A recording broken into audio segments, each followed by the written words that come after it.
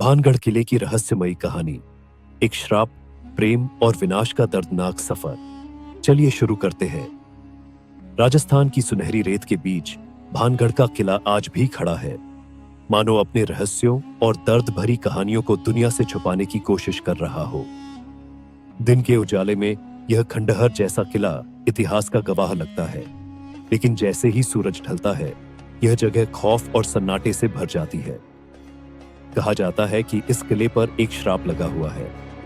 यह श्राप न केवल इस किले की बर्बादी का कारण बना, बल्कि यहां रहने वाले हर इंसान के दुख और दर्द की कहानी भी कहता है। 16वीं शताब्दी में आमेर के राजा भगवंत दास ने भानगढ़ किले का निर्माण करवाया। यह किला उनके छोटे बेटे माधो सिंह के लिए था। भानगढ़ किला उस समय शांति और समृद्धि का प्रतीक था। भानगढ़ किला चारों तरफ से पहाड़ियों से घिरा था। यहाँ की हरियाली, कलकल करती नदियां और पक्षियों की मधुर चहचहाहट इस स्थान को जन्नत बनाती थी। किले के भीतर शानदार महल, विशाल बागीचे और सुंदर मंदिर थे। यहाँ का हर निवासी खुशहाल था। राजा और उनकी प्रजा के बीच प्यार और सम्मान का रिश्ता था। लेकिन यह सुखद माहौल ज्यादा समय तक नहीं टिक सका। किले के निर्माण से पहले राजा ने पास के जंगल में तपस्या कर रहे साधु बालूनाथ से अनुमति मांगी। साधु ने एक शर्त रखी कि किले की छाया मेरी तपस्वी पर नहीं पड़नी चाहिए। अगर ऐसा हुआ तो यह किला बर्बाद हो जाएगा। राजा ने इस शर्त को मान लिया। लेकिन वर्षों बाद जब किले का विस्तार किया गया, तो साधु की तपस्वी पर छाया पड़ने लगी। बालूनाथ ने गुस्से में किले को श्राप दिया। यह किला और यहां रहने वाले सब खत्म हो जाएंगे। यहां केवल खामोशी और दर्द रह जाएगा। श्राप के कुछ ही समय बाद किले में अजीब घटनाएं होने लगी। ऐसा लगता था जैसे कोई अदृश्य शक्ति किले के हर कोने में छिपी हो। भानगढ़ की राजकुमारी रत्नावती अपनी सुंदरता और बुद्धिमानी के लिए प्रसिद्ध थीं।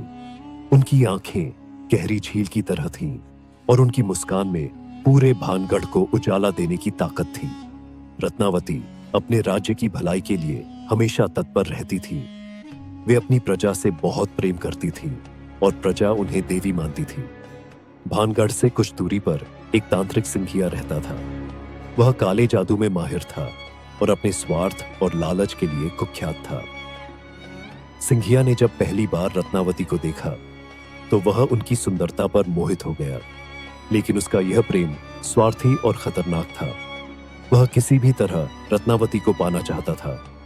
एक दिन राजकुमारी अपनी सखियों के साथ बाजार गई।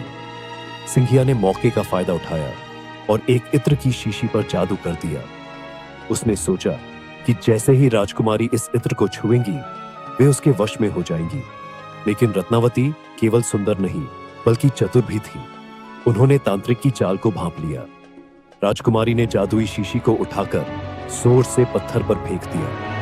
शीशी टूट गई और जादू उल्टा पड़ गया। सिंघिया वहीं तड़प तड़प कर मर गया। लेकिन मरने से पहले उसने भानगढ़ को श्राप दिया।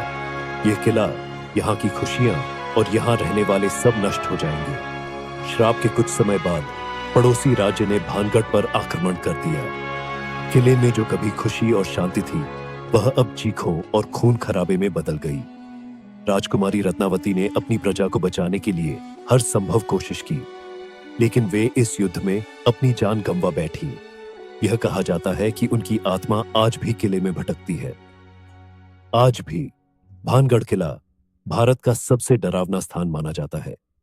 यहां सूरज ढलने के बाद प्रवेश करना प्रतिबंधित है। कई पर्यटक बताते हैं कि उन्होंने किले में किसी के रोने की आवाजें सुनी। कुछ ने कहा कि उन्हें परछाइयां चलती हुई दिखी, जो अचानक गायब हो गई। जो भी व्यक्ति किले में रात बिताने की कोशिश करता है, वह या तो सुबह तक लापता हो जाता है या मृत पाया जाता है। स्थानीय लोग कहते हैं कि किले के पास सोने वाले लोगों को अजीब और डरावने सपने आते हैं। किले के मुख्य द्वार पर हनुमान मंदिर स्थित है। कहा जाता है कि यह मंदिर किले को पूरी तरह बर्बाद होने से बचा रहा है। रानी का महल अब खंडहर बन चुका है। यह कभी राजकुमारी रत्नावती का घर हुआ करता था। वैज्ञानिकों का कहना है कि यह सब केवल भ्रम है, लेकिन जो लोग किले में गए हैं, उनके अनुभव इन तर्कों को झुठलाते हैं। भानगढ़ किला न केवल एक ऐतिहासिक धरोहर है, बल्कि यह प्रेम, विश्वासघात और श्राप की कहानी का जीवंत प्रतीक है। इस किले की हर दीवार, हर पत्थर अतीत की चीखों और दर्द को समेटे हुए है। भानगढ़ हमें सिखाता है कि लालच और अंधविश्वास का अंत हमेशा विनाशकारी होता है। क्या आप भानगढ़ के इस रहस्य का सामना करने की हिम्मत रखते हैं?